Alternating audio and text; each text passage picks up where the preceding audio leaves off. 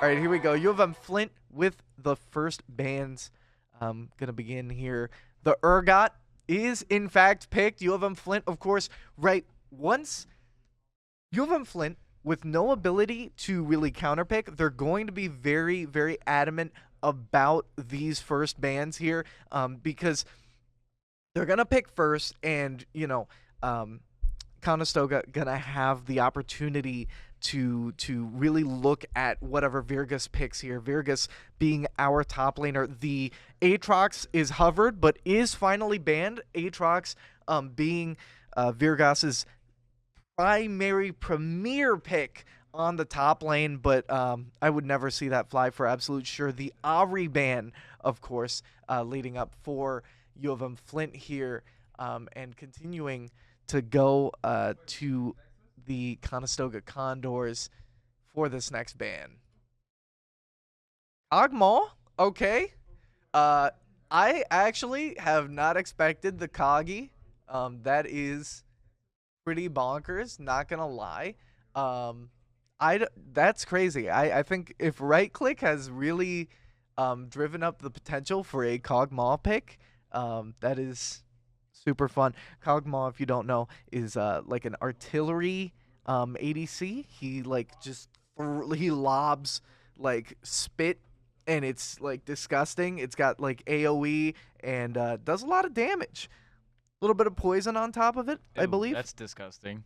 It's great. He's a little guy. He's just a little guy. He's just a little guy. Little acid spewing guy. We get the Shaco ban, of course. That is G Touch's trademark being taken away as UM-Flint continues in, and we see this first pick going to be extremely important. And the Senna going to be a hover. Currently UM-Flint thinking about that Senna. The Senna, of course, unbelievably important support laner and can be used as an ADC in this meta currently, but the Maokai instead locked in, and I think UM-Flint revealing their hand just a little bit, and I think Conestoga might be incentivized to choose the Senna instead. We'll see if they do. Waiting for it. I'm sure they will. What's the animated series? It's not based off Arcane. of Arcane.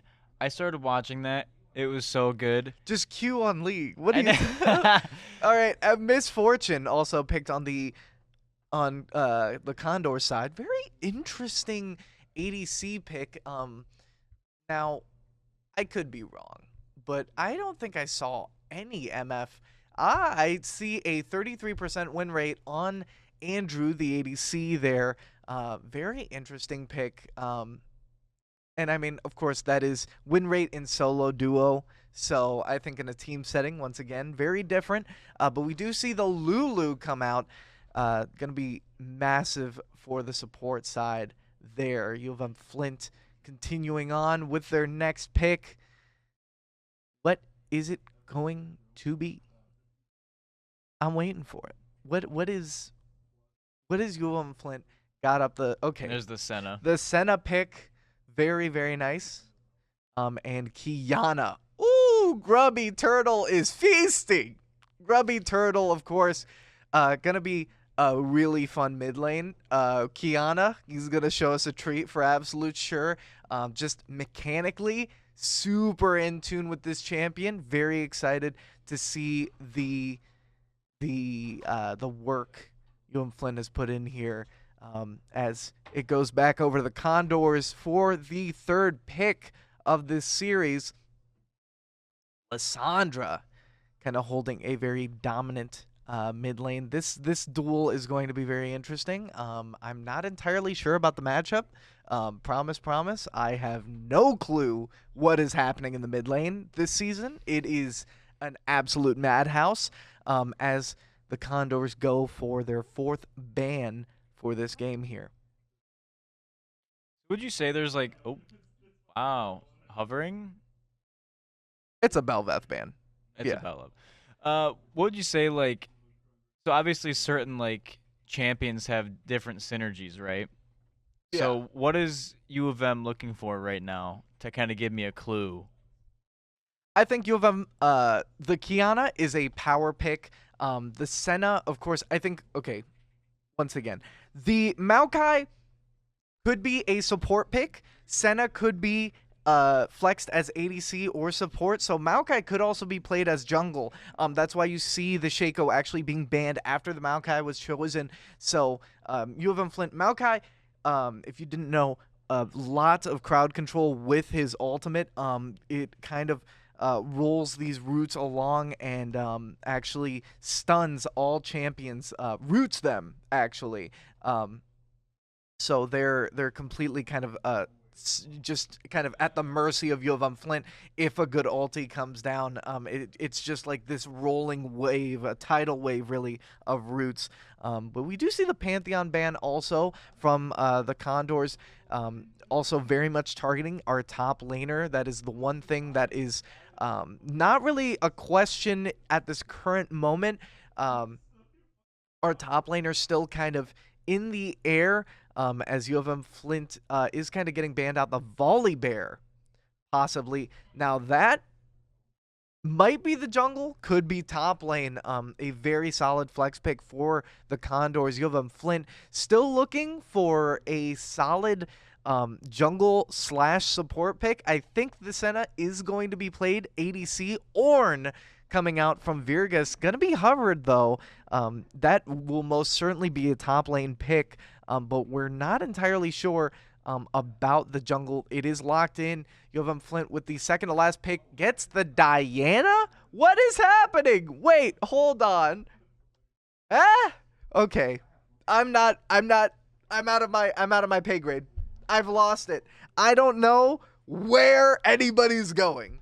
The Diana is like a mid lane pick in my mind, but at this point, I seriously have not seen it played anywhere else, and that's my fault. I am confused. Diana, maybe jungle. We're about to find out. The Vi pick. I think both teams waited for jungle. I think the Maokai is going to be support. Senna ADC. We will see once the game begins. But we have arrived on Summoner's Rift, everybody. And we are starting off with what looks to be an invade here from U of M Flint. Be very interesting to see what we're going to do here, taking out this ward currently. I need to remember how to change Fog of War visibility. But U of M Flint currently trying to get, actually did get Raptor Vision there on the enemy jungler, going to be able to track the enemy jungler once they do make it over to their Raptor camp. As we got Virgus on the point defense, and U of M Flint being very careful around this red buff. Not entirely sure if the enemies have pushed out to it. As we see Condors kind of lurking here, staying mostly on the point defense. Another ward there, just barely alive as the minions come out to play. I am going to, before I make a fool of myself, double check that we have, yes we do. Okay, we have game audio. Very chilling. I think for the current moment though, Grubby just going to trade a little bit as we get into the laning phase of the game here. It's just kind of is what it is at the current moment. A little bit of trades down here in the bot lane, as we do see Andy playing this one.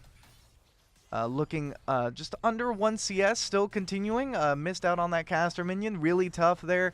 Both of these players gonna have to play a little bit more forward here just to really try. Both actually duos get to level 2 right about the same time here. A lot of minions. Okay, no. I thought it was only the top had minions coming in, but it's still relatively even. Blue taking over a little bit here. Why are they just dashing back and forth and not like actually combating each other. Because they want to farm minions for the moment. Both teams, or both duos, don't really have a lot of pushing power right now. Villager actually getting poked out massively. He doesn't have a lot of health, and he's going to be the tank in this fight here. Villager really going to need to be kind of holding in front and being kind of the savior to Andy here. Did, in fact, miss a little bit of CS, but I think Andy playing on top of it, 20 CS, and the misfortune gonna have to push back as the wave finally crashes, and our bottom duo does in fact rotate back for a free back here. They kind of push that minion wave all the way to the edge, as we see Virgus a clear level win here, but we do see G-Touch already getting some shots in on Light Up Sneakers. Grubby with the stun, but the root from the Lissandra as Villager looking a little bit dangerous here as UM-Flint and Conestoga retreat from the fight. A little bit scary. Might have turned into something a little bit more than that, but not really coming down to anything as G-Touch and Andy going right back into lane. We're seeing, I think, a freeze here from Conestoga, or a bit of a slow push, actually. Not looking to push these minions all the way over to UM-Flint side, as they do see G-Touch on that bottom side. Now, looking very dangerous over on UM-Flint side. You see the question mark pings as UM-Flint does have their jungle invaded here. The Vi stealing Gromp, and it's going to be Virgus continuing some trades with the Volley Bear coming out on top, but actually going to end up only 2 CS behind. Wave nearly crashing onto tower. Andy and Villager being able to catch this one as we continue through the laning phase. UM-Flint kind of with a gold advantage here on the bot side, and continuing to kind of just be about 200 gold up as the misfortune tries to level it out. Andy kind of on top of the CS for the most part here. We do see Vi challenging for the dragon. The Drake is basically a massive objective that both junglers have to be super on their game to get here, and Touch might be waiting out this pick here, going to be waiting out Light Up Sneakers to take this dragon to its end, and just to steal it at the perfect time. Touch pushing in, maybe looking at a rotate from Andy and Villager. They are going to get the root and a pause, unfortunately.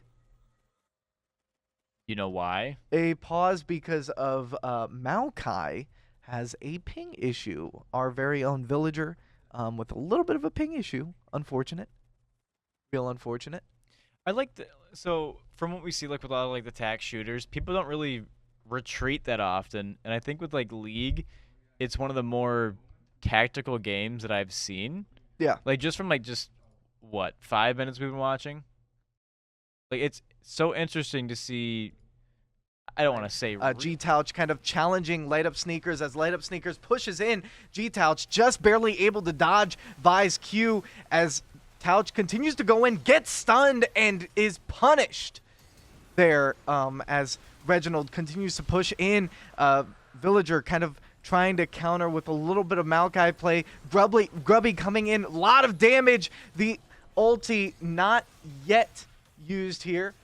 Or actually the Kiana ulti is procced as Grubby Turtle does retreat completely low on health. Death.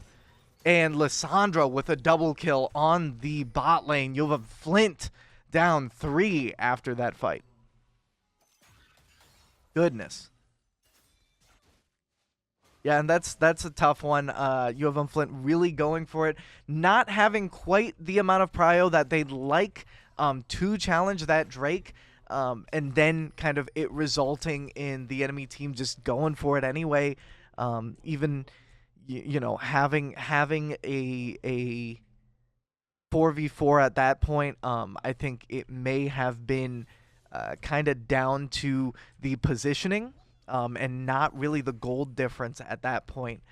So really tough here as UM-Flint continues to be gonna need to play this one a little bit more steadfast. Now staring down a 1,000 gold difference.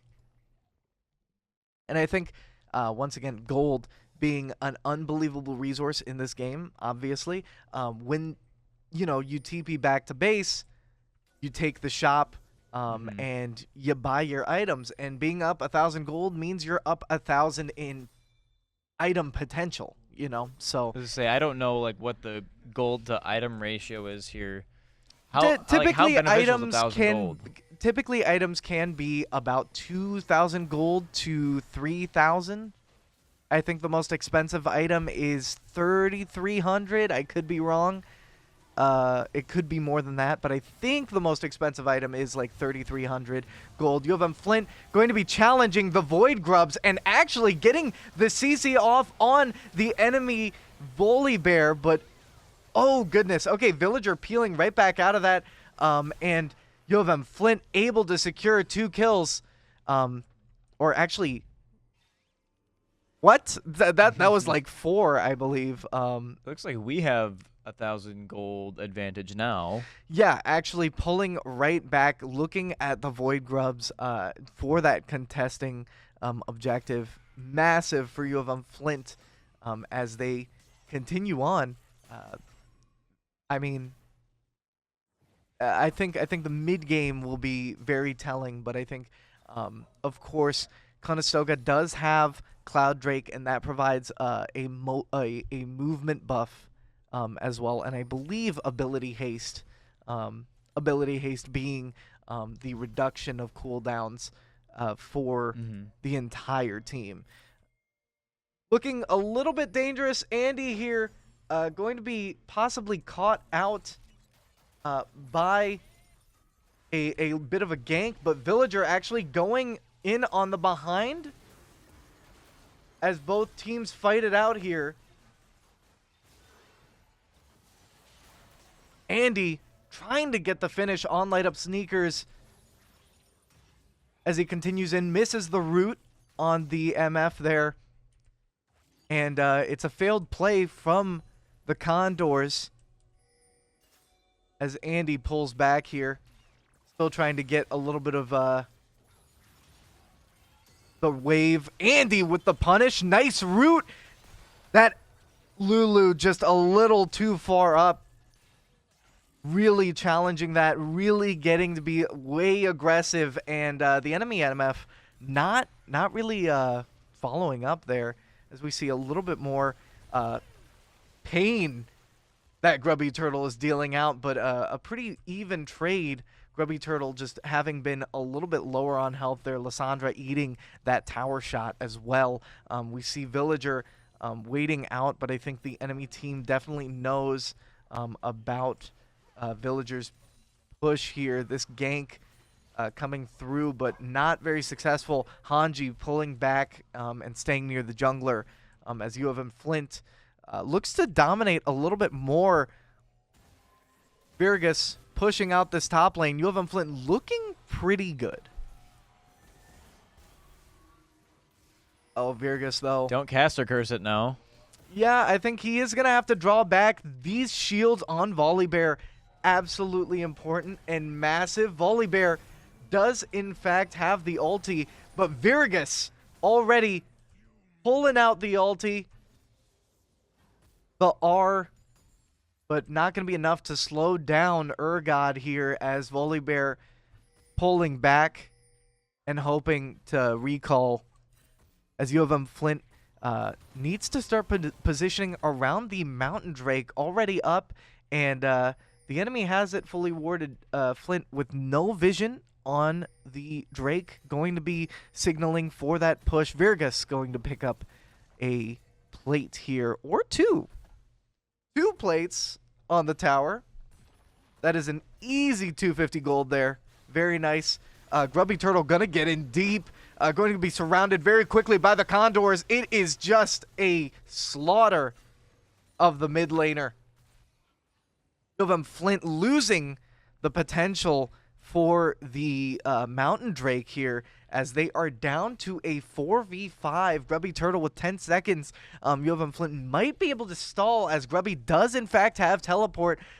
The vision cancel, as UM-Flint does look to push in. Virga still top lane, also has TP up.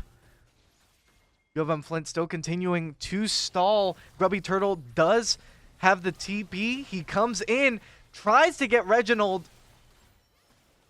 It is getting close here, as Grubby just unable to get the finish. And UM-Flint looking down this Lulu very low. And Condors are going to have to pull back, as UM-Flint does take that Drake. Very nice. As we have Grubby and Virgus provide a little bit of resistance towards this top side, just to keep the heat off of UM-Flint. Virgus, though, going to get caught. The fight with Volley begins, and he does pivot over to the pit. Gonna jump over, use that ulti, actually, to make his way over the wall on Baron Pit, and UM-Flint also going to claim the grubs here. Very good objectives for UM-Flint. I like how they kind of push him into corner and force him to escape, and then therefore we're able to like ladder it into the grubs.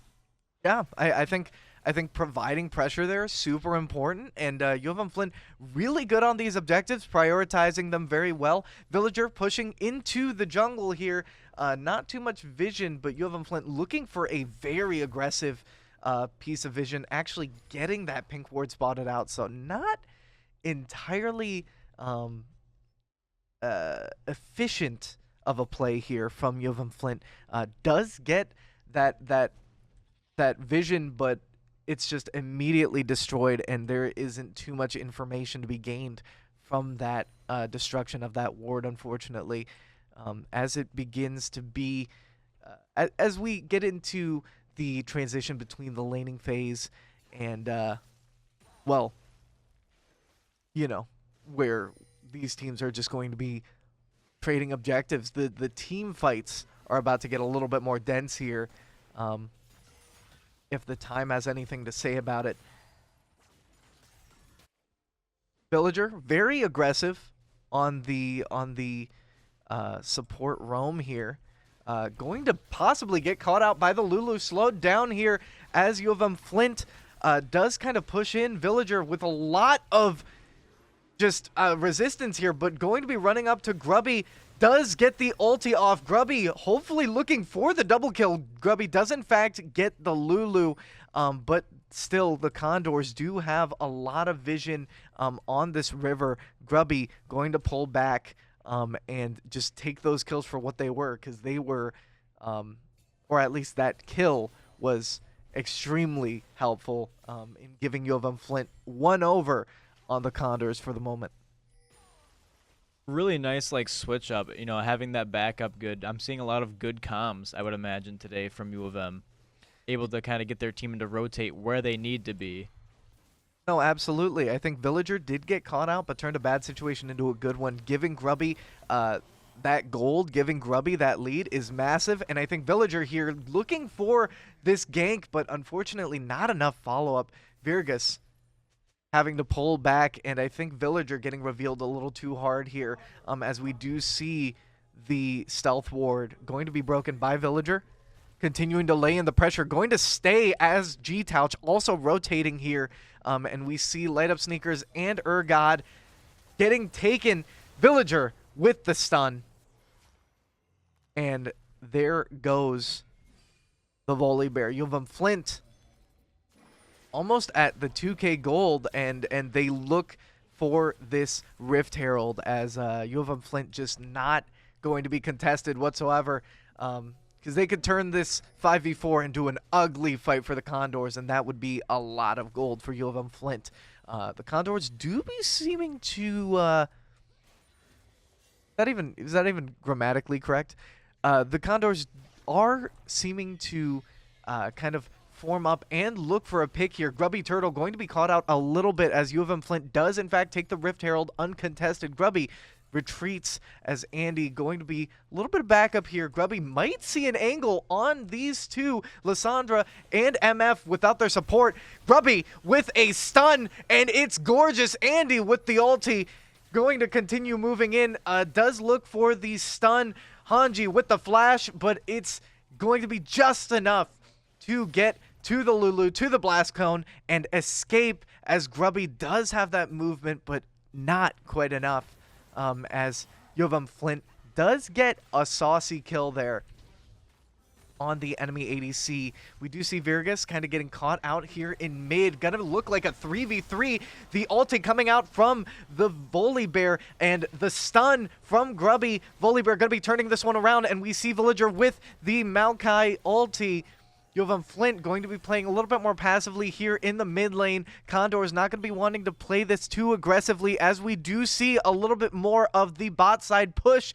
The Rift Herald deployed, not too much effect on target. They do get one charge out of the Rift Herald that does in fact hit that tower, as UM-Flint does look for the Chemtech Drake. Lots of pressure on these lanes. UM-Flint kind of looking very good in terms of objectives, and it's their second Drake in a row. Really, really improving after losing that first Drake, for absolute sure. Personally, it really looks like they turned things around at the beginning. I'm not sure exactly, because all I'm seeing now is that the Condors have halfway damaged towers, and I don't think U of M's have taken much damage at all, have they? No, I think these towers are actually very intact. I think, you know, only having about half, and topside actually having been destroyed. So I think Flint really playing solid here, sticking to objectives, and their lanes aren't even being punished. So, of course, I say that, and Grubby Turtle getting caught into a big issue here, but the damage just laid down. Touch able to get the follow-up, and it is just disgusting. U of M-Flint continuing to play the game very solidly, playing back when they need to, not overcommitting, and it is just a gorgeous set of kills as U of M-Flint 5k gold ahead here. 38 seconds on that respawn too. That's devastating. That's a long time. We do see Virgus and Grubby on the Volibear, and I don't think Volibear at all can get away from this. Grubby Turtle with a lot of damage. Volibear really does have that sustainability, and we do have the Unending Despair.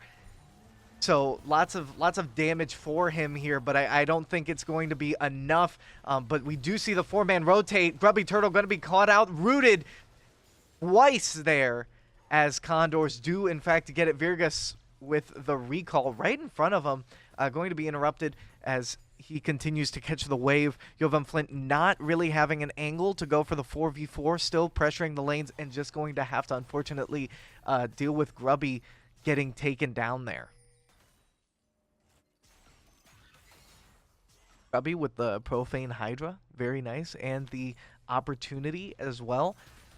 As we see, Villager, the R, not going to actually catch the MF, unfortunately. The ulti whiffing, and it's going to be that MF continuing to play uncontested. Villager looking for a possible angle, and with the root, going to take a little bit of tower damage as he retreats, and we see the Vi kind of form up to provide a little bit more defense. You have Flint going to be now in a little bit more of a stagnant spot here, but going to keep that gap pretty wide. Although, we do see the Volibear kind of caught out between 3 of U of M-Flint's very own champions here. I'm not sure if Volley is going to be able to survive this one. He's got a lot of health, and of course the Lulu is going to be up next here, popping up. The shields are going to be massive as the Volibear does look for the mid turret. We have Andy kind of keeping the minions off of it as we continue to kind of engage in this little mid-do-si-do. The Volley Bear backing here, probably going to buy their next item. As we do see the Volley get home. I think that's a Kindle Gem. Speaking of that, what items are both sides kind of looking for right now? I think in terms of what we're looking at from our carries here, the Diana absolutely devastating once again. You see Touch just absolutely uncontested. Just the AP is disgusting. The ability power, the magic damage just coming in massive. And I think if Condors really want anything, it's having to build some of these magic items. We see the Vi kind of with the null magic mantle for the magic resist, but it's not going to be too much. G-Touch and Grubby, hello? Absolutely disgusting. Just practically one-shotting both the Lulu and the Vi there. Holy moly. As it just gets to be absolutely disgusting. UM-Flint in kind of a powerhouse moment. This game already looking really bad for the Condors, and if they want any hope, it's building defensively against UM-Flint's unbelievable magic. We do have that Diana kind of being...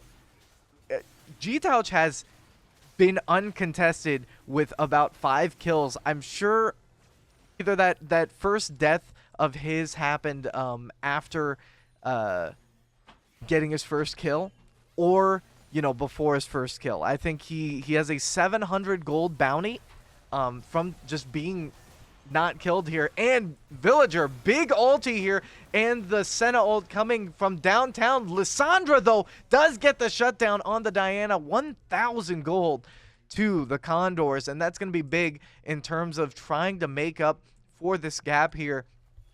That gold going to be going straight into, I believe, the pockets of the Lissandra.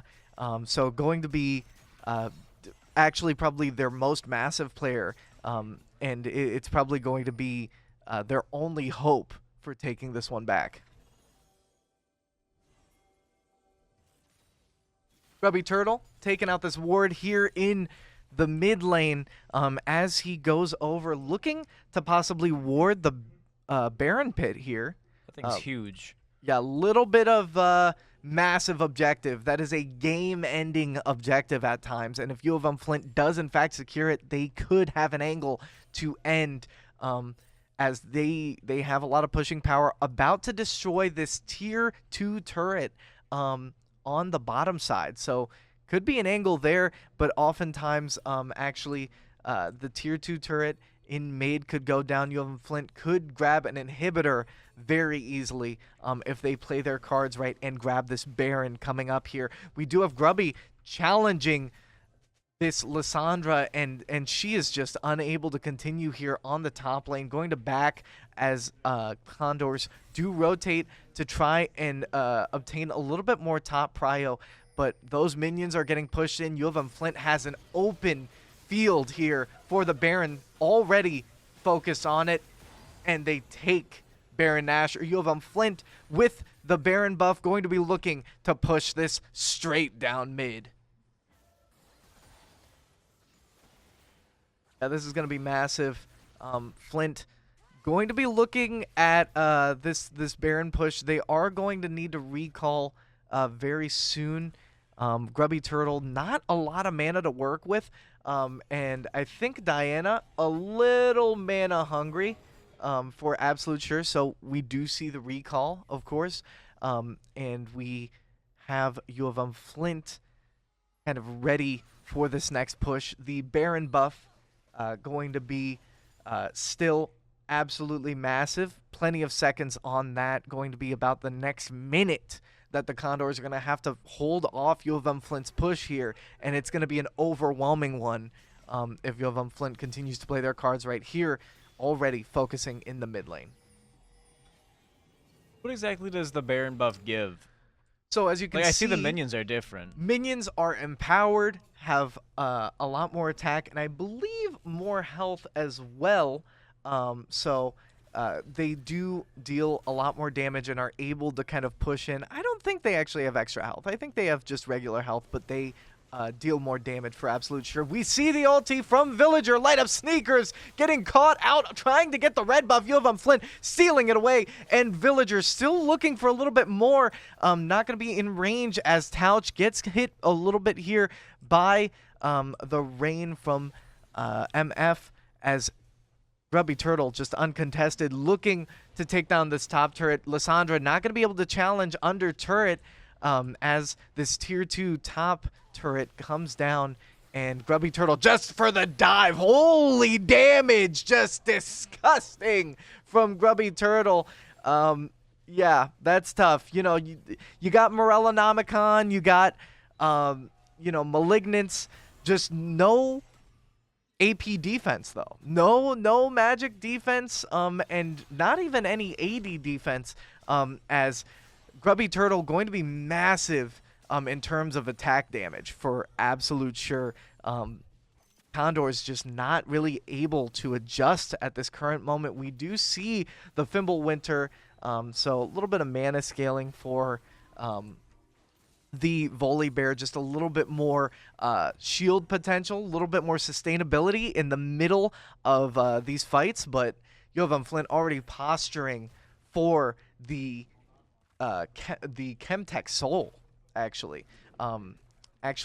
So if you don't know, after getting 4 Drakes, your team gets the Soul of the 4th, and that involves a massive buff of like the related element. In the case of Chemtech, I don't actually remember, so we're just gonna Experience scroll right by on that. As Virgus just coming in, UM-Flint with all the ultis, pulling out all the stops. Senna just continuing the reign of terror, and we see Kiana from Grubby Turtle just dealing a massive amount of damage as UM-Flint continues on here. That's a full team wipe too. Yeah, and looking at 30 seconds for the Condors to have their next respawn. Lulu actually 15 seconds, but not going to be able to lay down the damage or sustain much damage from UM-Flint's composition at the current moment.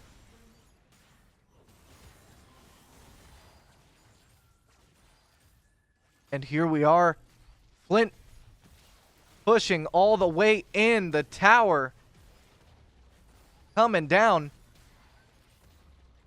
And here it is, the Nexus, as UM-Flint takes game 1 in this series. Goodness gracious, what a game from UM-Flint. Really turning it around, and I mean, it was that second Drake that really sealed the deal. UM-Flint just getting that Kiana past the draft, and Grubby just disgusting with it. So I think coming out at the end of the day, just really playing massively, and we see actually Grubby with 29,500k damage. Ooh, That's spicy. You gotta love that. You gotta love it.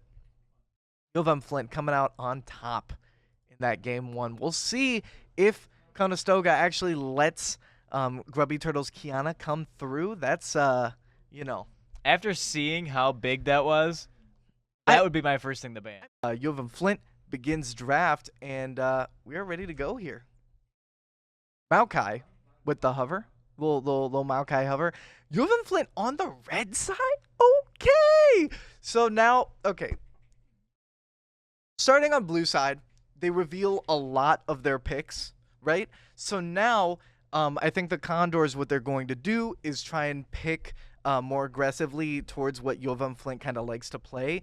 And in that case, UM-Flint can kind of steer away what they do play, and instead look for something that maybe they don't play as much, but will be a much easier matchup in terms of, just mechanics, like pure based on the stats of the champion and or the play style, can be Super important in terms of playing on the red side because it's not a bad side to be on. Although I will say last year's split, last year I think blue side's win rate was 56%, which means red side had a 44% win rate. Is that like purely coincidental, or is it like actually like map It's and it's stuff? sometimes it matters. It matters sometimes, like because then blue side is able to pick their most important like carry, Mm. and then maybe that season didn't have as many opportunities for counterplay, so whoever got blue side had a slight advantage, but it really is like, can you execute that advantage? Is also part of the skill check there. We see the Aatrox, we see the Kiana ban.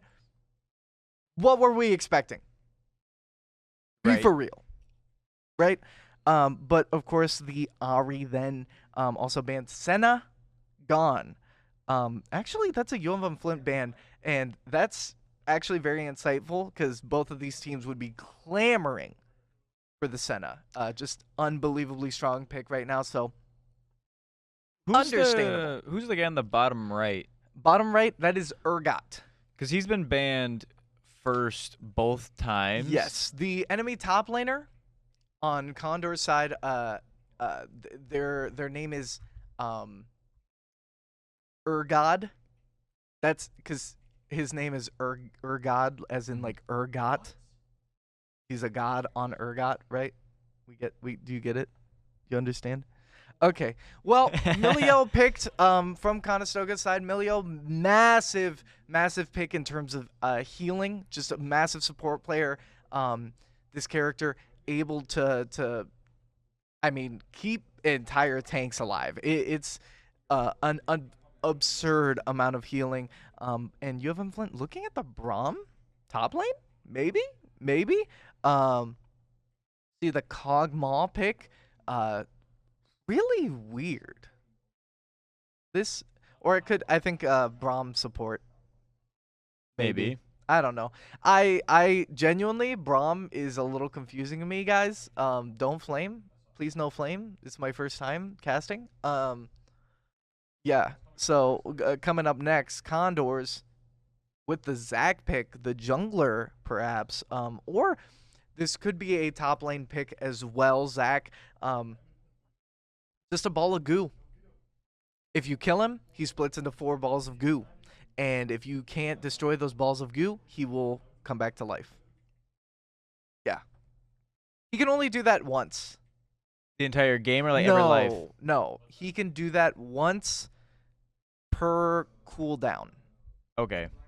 I think it's his passive, and I'm not sure what the cooldown on his passive is, if there is one. I think Zac will do that every time. Either that or there's a cooldown on his passive. I could be wrong. Nocturne actually picked. So that is definitely confirming Zac going to be the top lane. Nocturne most certainly going to be a jungler. Nocturne, just like the name suggests, will turn the map into night. So like reducing visibility? Yes. Look at you go. Look at you go. See? I'm getting there.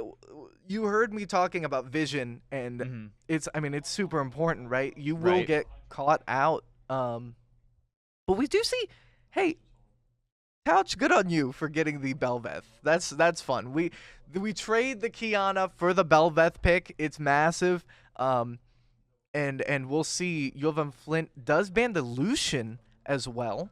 The counterpart of Senna. Lore-wise, but actually a highly damage-oriented character, whereas Senna a little bit more support-oriented, as Senna's R, her ulti, provides a lot of shielding, but also a lot of damage. But Lucian, all damage. Pantheon ban, you got to see that one coming. Virgus, big on the Pantheon. They do not want this top lane to be strong side. Because if it is, oh, it's going to be a field day. LeBlanc ban? Hanji does not play any LeBlanc, but I think they might be um, target banning something else. I'm not sure. That's interesting. I don't know. Oh, they hovered LeBlanc. Okay, but they banned Oriana. Never mind. Never mind. I'm silly stupid. Oriana is a great pick. So, Oh, I wanted to clarify something. So like, jungler yeah. is like roamer. Yeah. Okay, I thought so. Jungler is the guy who kills all the little guys in the camps. The minions. Yeah, they're not minions, they're just animals. Why would he do that? Because he needs EXP, bro. But the Azir pick? What? What? Who is this? What's crazy about what am I missing? No, Azir's just super mechanical. Yeah, like I don't think I've ever seen the Azir. All right, I just got blindsided. Smolder. Oh brother, this ADC, this champion is running amok. So if the Condors can really build it, UM-Flint looking for a tough time in the bot lane. But of course, CCA going to pick Twisted Fate, I think, to fight this Azir in the mid lane.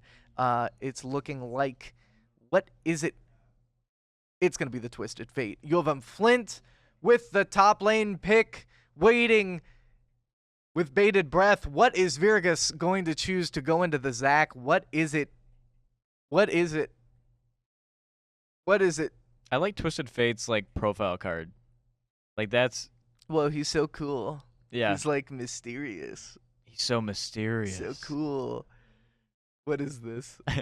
3 seconds. UM-Flint pick something. Volibear. All right. If they don't pick, does it like auto choose? No. Or they just. What? Actually, I wonder. I wonder if it does auto choose. Like but you can't do that. Like you can't not pick. You have to pick something. Right. You can't just like not play somebody. Yes. But like, what if you just go like? Because if you don't ban something, it'll just count as no ban. Okay. Right. But I think in this case, if UM-Flint, there's rules for this. So if you immediately you get like a 3-second window to type it in the chat if you don't lock it in. So okay. If you don't, but like even then, if you don't, what's the rule preceding that? Then the ban, there's no ban. No, like the pick. The pick, I think something's randomly chosen. You fucking spin a wheel. Yeah, I think they might spin a. I don't know. That'd be funny. Yeah. Random number generator. The numbers your. I genuinely don't know. Maybe one of the league peeps will watch it back. But all right, here we go. UM-Flint on the Rift. It is absolutely gonna be a very fun one here. As we see the invade. Hello.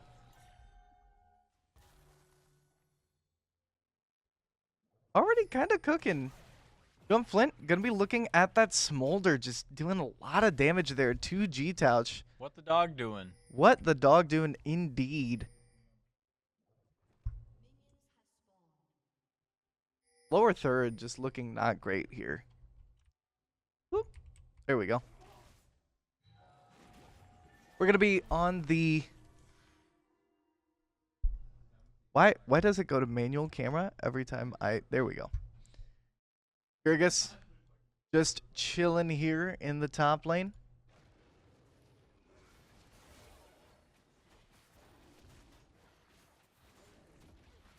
View them as red this time. Okay. Correct.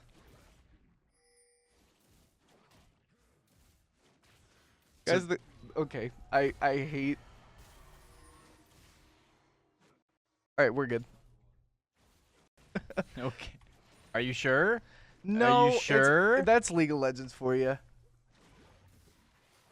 Riot, please fix the spectator. I hate having to look on this side for this, but it is what it is. Why can't you switch it? Because it just won't. It is what it is. Here we are, UM-Flint, already starting out on the laning phase. Very uneventful jungle push here. And by uneventful, I think U of M-Flint took a little bit of damage, but kind of opted to not risk anything there. Just not enough pressure. As we see, Grubby does get stunned, but able to kind of trade back some of that health, actually going to end up on top of that trade for the most part, actually. So that's fairly helpful for Grubby Turtle's lane here. As you can see, a little bit of the laning stuff that we've been talking about before. Actually, never mind. G-Touch and Light Up Sneakers fighting over this blue buff.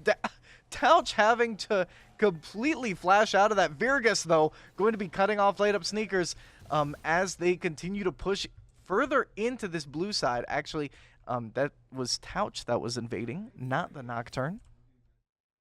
Remember, they are, in fact, on the red side. So UM-Flint on the red side. Once again, UM-Flint on the red side. So this is just like the farming phase, right? Everybody's kind of just leveling up and getting... A little bit, yeah. I mean, the laning phase can also... You can end up with a lot of battles. You can end up with a lot of engagements early on. And that's kind of... certain champions are a lot more early game than others. So they can fight very early, and if the enemy team kind of like gives them way too much here, it really is what it is. Light Up Sneakers going for that gank there. Not going to do too much. Grubby not completely pushed out in the mid lane, so he's able to avoid that very easily. But he does, in fact, actually catch the rotation of Light Up Sneakers down to the bot lane. So Villager and Andy going to have to play very carefully here, as they do have a 3v2 possibly in the works. Touch going to be further up here, going to be recalling, actually, to kind of still keep the pressure here on both sides.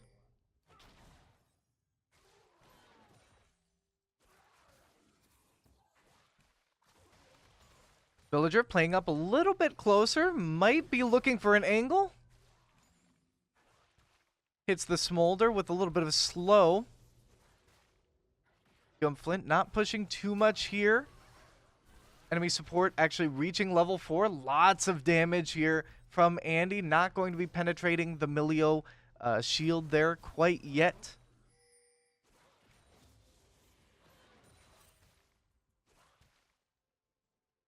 As it is just back and forth. Villager getting a little too deep, taking a lot of damage there from Smolder.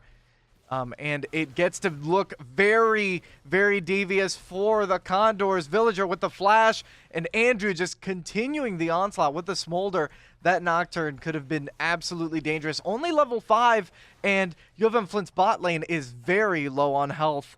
As they don't have anyone else to help them here. They're going to need to really continue to try and touch this minion wave. We do see Light Up Sneakers pushing massively onto the red side, as UM-Flint really needing to play a little bit more passively. Andy and Villager getting in way too deep, and Nocturne just pushing in, getting the kill on the Braum, and Milio actually taking the kill on the Cogmaw.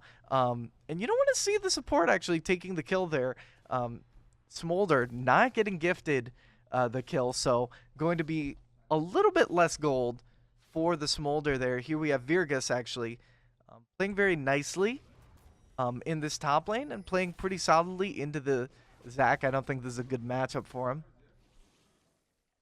This is very much a contrast to what just happened to the bot lane. I think they're just playing, they're just going on a little play date. Yeah, I think these are two very big boys, and I don't think they really kill one another, but Virgus, of course, forcing the trade. Holy moly. Zac with the flash. Virgus going to be very close to death there, only about 200 health. No ulti use just yet, but the Zac able to regenerate all the health he's got, but going to be... having that lane pushed out. Daz's current score is U of M 1-0 against the Condors. Yes. The series is 1-0 in U of M Flint's favor. We have U of M Flint Pretty pushed in. Lots of priority. Once the wave is pushed in here, UM-Flint is able to kind of rotate over to the Drake, while the enemy team kind of has to focus on pushing the bottom wave back.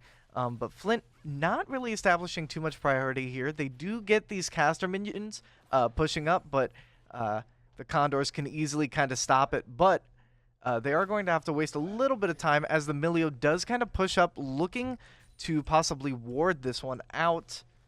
UM-Flint with no wards on the Drake. We're looking for an angle, but Touch did back off after seeing that UM-Flint did not have as much prio as they would like. Going to continue in. Cannon minions still up, and it's going to be looking like this wave isn't going to push as hard. UM-Flint still kind of maintaining this very same wave state. Pretty even on gold too. Yeah, I think it is. It's not too crazy. Virgus really trading out with the Zac here, but Zac, of course, able to take heals very quickly, and I think it may play well for Virgus or someone else on the team to eventually build anti-heal, because I mean, you can see every hit that Zac delivers is going to heal. Of course, we see Light Up Sneakers with the ulti, and he gets stunned under tower. What a comeback. Virgus looking for the angle, and Zac reduced to a pile of goo. Virgus with the kill, and Touch with the rotate to secure it. Very nice. And the Nocturne just down to only about 600, 400 health, actually. Nocturne does not have that much health. I hope not. But yeah, down to only about 400, as UM-Flint does, in fact, get these grubs for maybe free. I don't think the Condors have too much counterplay at this current moment. Andy and Villager grabbing the Scuttle Crab for a little bit of extra speed boost on the river here. UM-Flint does, in fact, see this Milio retreating. Actually, no, that's a blue ward. UM-Flint knows that the blue ward is there, though. The blue-pink ward. The blue side. The Condors have a pink ward in this tri-bush. Okay. Good job. Good job. We got there. Well, it's because a blue ward is an entirely different type of ward.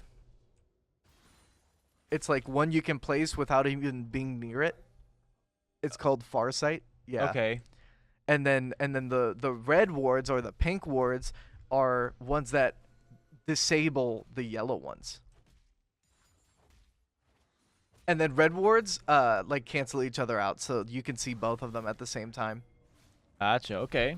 Villager engaging here as Milio and the Nocturne are both sent airborne, and we get the mom call from the Smolder, not doing too much damage as Grubby kind of reduced to it. Touch kind of segmented from the team. Touch going to be ignited, dying to the Milio. As UM-Flint very splintered, going to finally regroup here as they continue to try and push for a kill here. They need to get a little bit of revenge for losing G-Touch there, but not going to have vision on the bush. UM-Flint going to continue to kind of throw a little bit more offense towards their way. The Zac going to push in, not getting Villager. Villager with the flash here as UM-Flint continuing to move in. The Cog Maul not getting as much effect on target. Grubby Turtle catching Light Up Sneakers off guard, and UM-Flint finally taking a kill and maybe going to be able to secure this Drake as the enemy jungler falls to UM-Flint's push. Which Drake is this? Which Drake are they getting right now? This is the Infernal Drake. I think it actually boosts their attack damage. The Smolder with a little bit of a Q there to try and steal the Drake to no effect, of course. But there it is. UM-Flint continuing on and does in fact get that first objective. That fight playing out very well for them, actually. So is it all damage, or is it just like attack, like physical attack damage, I believe. Because it's an Infernal Drake. I'm pretty sure it's attack damage. Oh, wait, I can hover over it. AD and AP. So, both magic and physical damage. Holy moly. Alright, this TF kind of styling on Grubby just a little bit. These trades kind of ending up not really in our favor as much as we'd like them to. Virgus putting a lot of pressure on this Zac. I'm going to push him back into tower, and he's going to be looking very carefully near this bush as Zac actually opting to recall. We do have a ultimate from Nocturne as Zac actually TPing bot lane, but going to lose a lot of health there to the tower, and is going to be in a lot of danger as Andy doesn't have the R yet. I don't think they know that Zac is in this bush, but he does have the R, going to have a lot of possibilities with that AoE. It's just artillery. This guy fires mortars of his poison spit. It is disgusting, but it is an amazing ability, and can be used really well to kind of take people out hiding in these bushes, but he just didn't have the cooldown down in time. There is G-Touch securing the Rift Herald as UM-Flint pushes into the enemy jungle, and Villager really supporting the jungler here. Also, very important that, you know, your support doesn't only have to stay with the ADC. A little bit of extra roaming material from UM-Flint. Very nice. As we see Grubby going to safety here. 3 converging on the mid lane.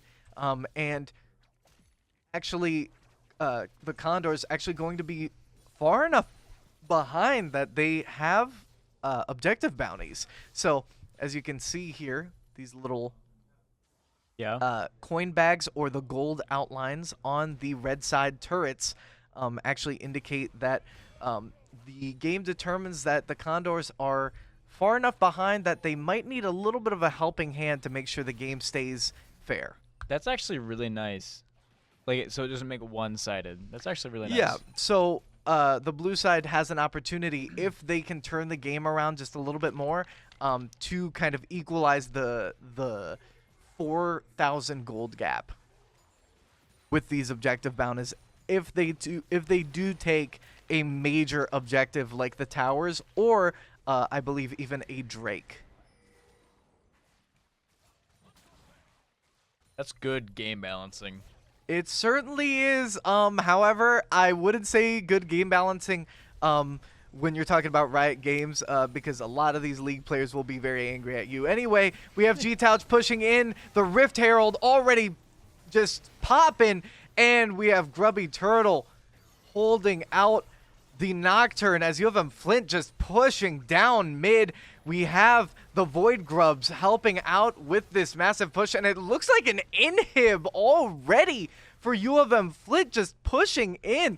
No resistance from the Condors, and it's really just a limited amount that they can really resist as UM-Flint gets the pick on the Zac, finding him completely out of sorts, and UM-Flint going to be faced down by the Smolder. A little bit of an ulti from him, but to no avail. Not enough damage as UM-Flint is up in so many kills. Now 4 kills where it matters. I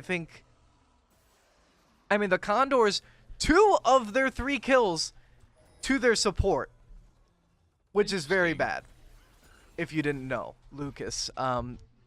Their support has a lot of money right now, but their support can't build damage. Say their support can't harness all that gold. Exactly. Yes, their support can build more defensively, but not offensively. Exactly, and what they're losing out on, yes, is the offense, precisely. UM-Flint already posturing for this Mountain Drake.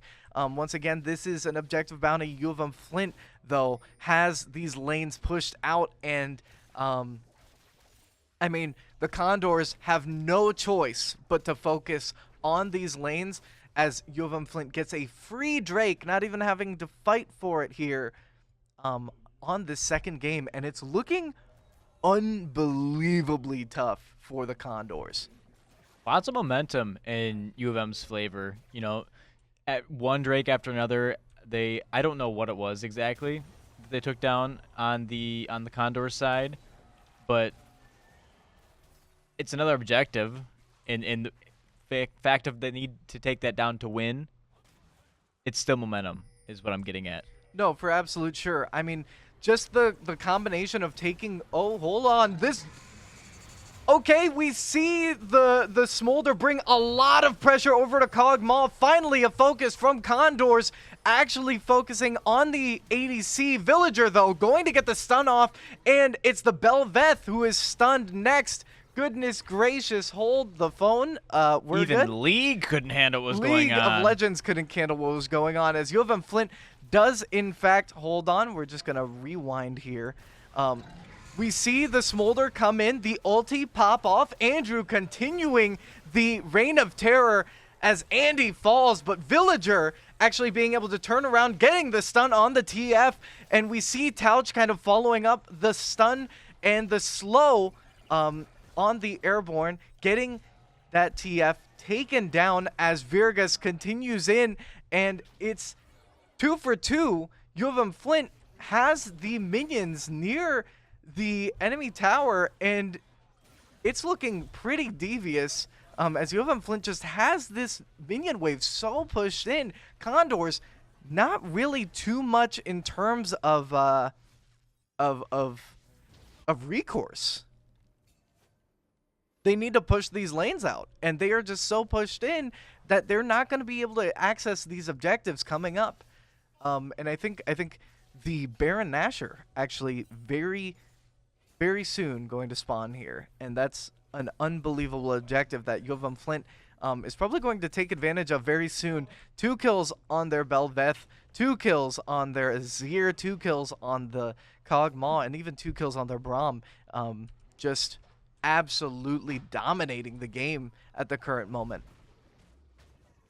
To what benefit does the next objective give?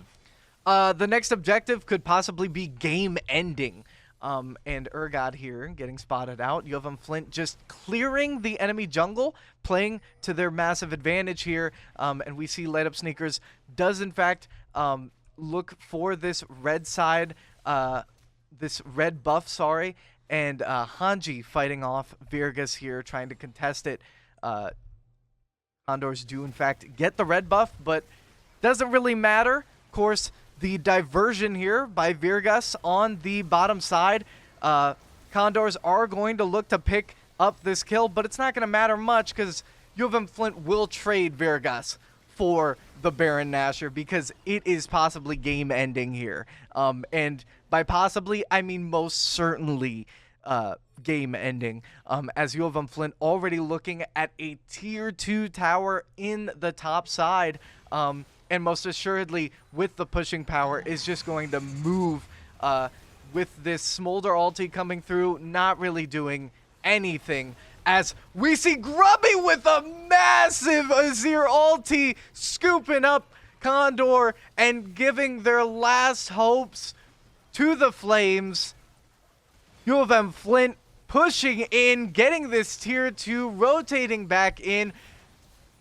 Pouch going to be taking a lot of damage and just rotating for Villager as Andy with that dominant Kog'Maw range just throwing the artillery towards the enemy with them having no ability to fight back. UM-Flint breaks their losing streak. UM-Flint has a chance to take it back into their own hands and not feel like the season is completely lost. UM-Flint with a little bit of steez in their step after that one.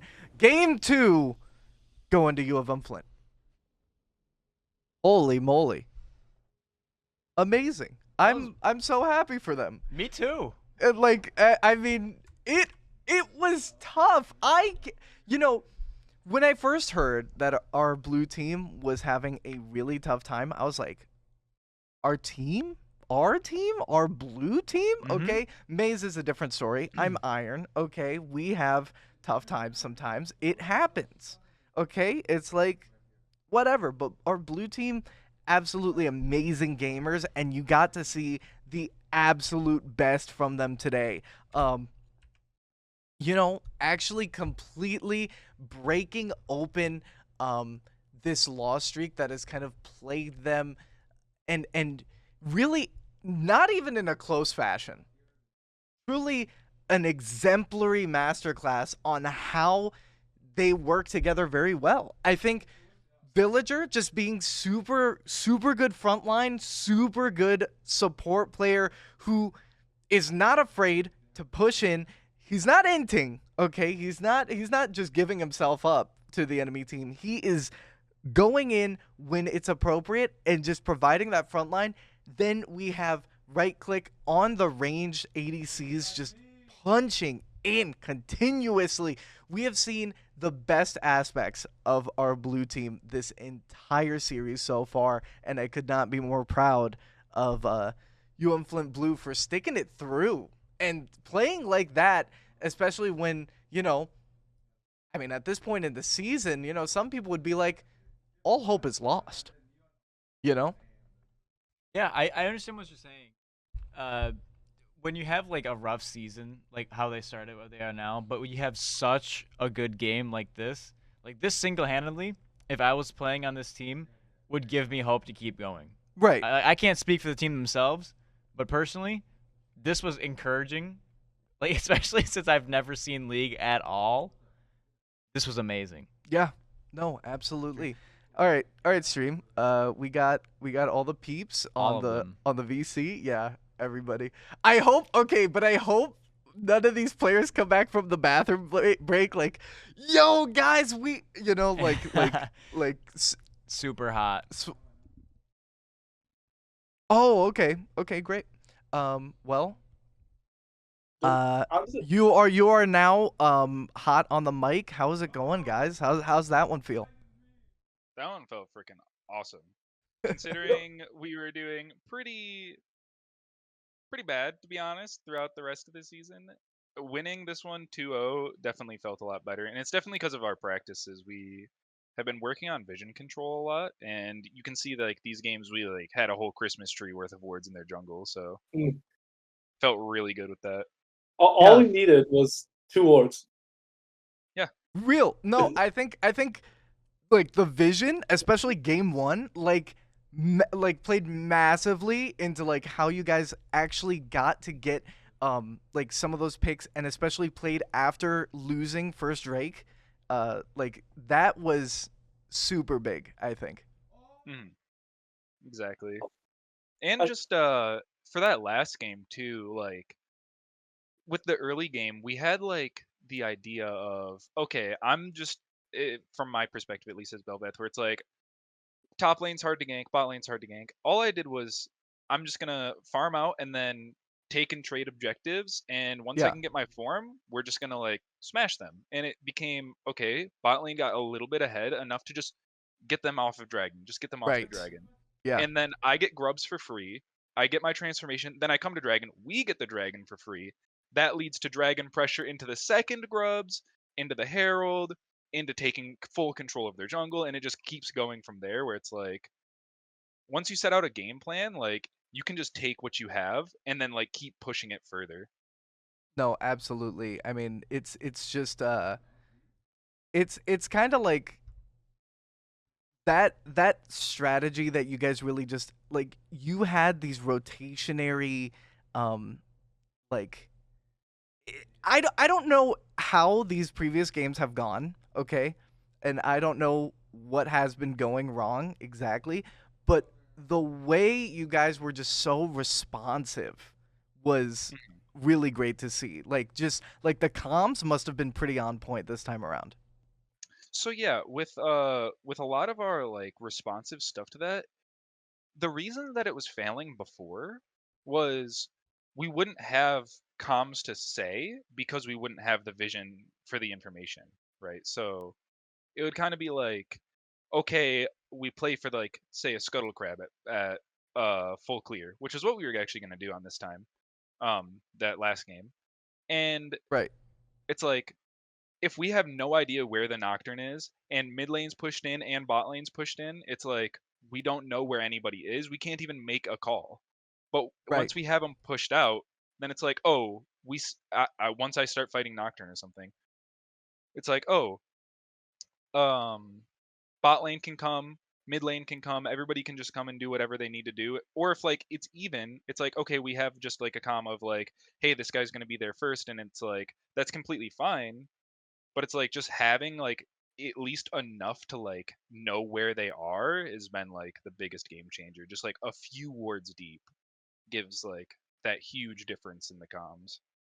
Yeah, and I think that at the end of the day, I mean it really was just kind of like that triad, like being Mm. able to have that, like the comms, being able to have all of these wards just like very nicely placed, and it really was great to watch. And also, I mean, the Kiana though. Yeah, the Kiana was I really the good. Kiana, like I gotta say that was So, Yeah. simply like it was giga, like that you got that, Yeah. like Real. unbelievable. And I promise you, where's Cade? I'm not he's sure. gone. Yeah, I swear to you that Lissandra was going. Don't worry, we let the Kiana go. I counter her. I Yeah. guarantee you.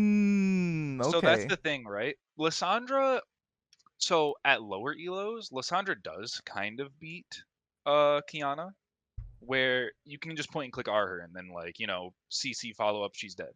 Yeah. But Cade knows this. He's a good Kiana player. He's like really good, masters tier. And he all you have to do is shroud. He went invisible and she can't even use her point and click on you. Like Mm. just go invisible 3 times in a row and then like walk away.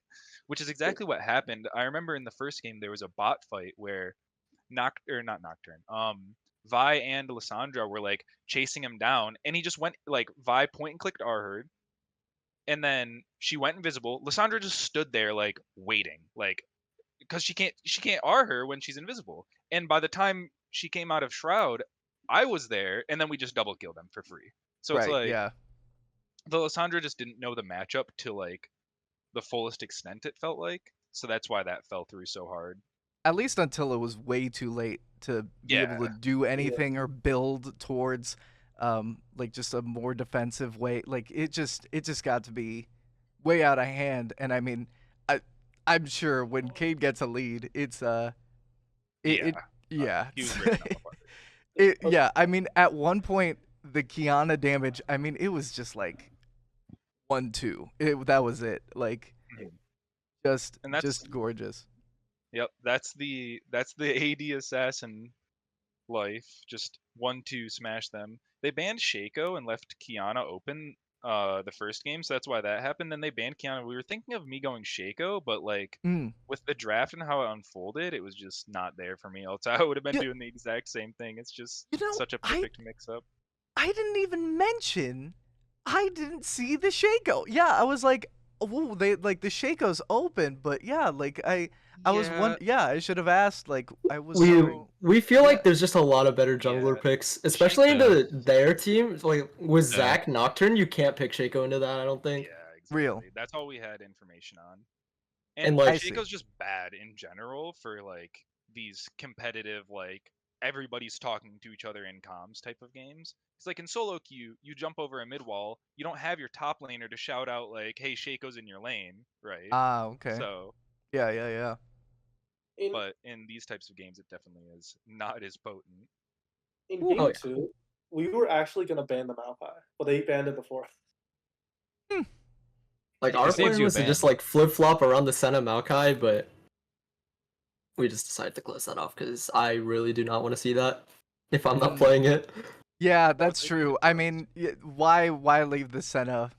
Like, I mean, it's probably like one of the most disgusting champions out right now. It's Yep. just Yeah. I mean, it Yeah. literally is the it is the pick ban It, champ. it is bot lane Exodia at the moment. Right. Yeah. And I do wonder what's going to happen next patch, like what we're going to deal with, cuz it's whew, Man. I mean, they're probably just gonna like try to tune down her utility because like with the Q damage nerf recently, that really didn't do anything to her. Like she's still maintaining a ungodly win rate in solo queue and pro play. Like I don't know, this champ just isn't okay. Whew. Because Well, like she has self peel, really a global ulti to boot, like yeah, infinite that's true. sustain in lane with fleet. It's just not right. What a champion. But you Truly. guys for tonight are the champions. You certainly did make quite sir. a Yeah. dent on the Condors and just gave them a run for their money. Indubitably. That certainly was a great game, and I hope to at least get you guys on stream one more time. Look, everybody, like, I know I haven't streamed you guys. Maybe I'm like the opposite of Caster cursing you. Actually though. Caster blessing. Yeah, Yeah, this Really? is the Caster blessing buff. Okay, you're welcome. I really am. I'm like Soraka over here, like, shing, you know. So Dude, but yeah. we're here to perform for the fans, bro. Let's go. Okay. Well, Like- maybe we'll look into that more. We'll see. Yeah. Please consider it. Okay. Well, thank you guys. I'm gonna leave the call now, but thank you very All right. much. Right. Thank you, for Sky. Thank you. for a great game.